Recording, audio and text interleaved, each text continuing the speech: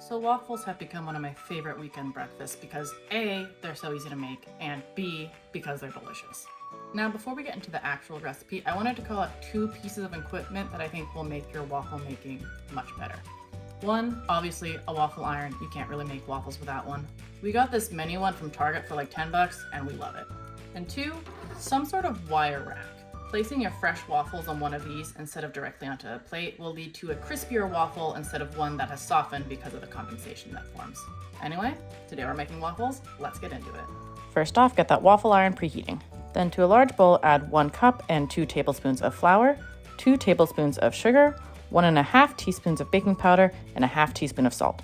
Give that a quick mix and set aside. Quick note, you can sub a half cup of flour for a half cup of protein powder to turn these into protein waffles. Anyway, next to a medium mixing bowl, we're going to add a half cup of warmed milk, a quarter cup of melted butter, 1 egg, and a teaspoon of vanilla. Give that a quick mix to make sure everything is well combined and the butter is well distributed.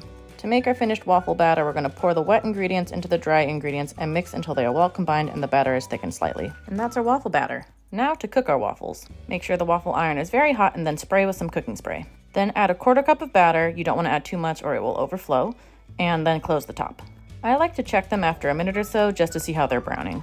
Once they're to the color you like, remove and let them cool on a wire rack before serving.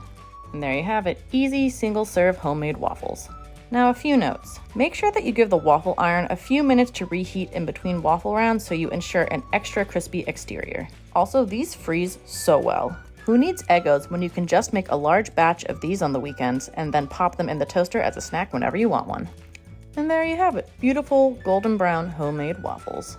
They're crispy on the outside, fluffy on the inside, and are just a great start to any weekend. Let me know if you make these. Bye!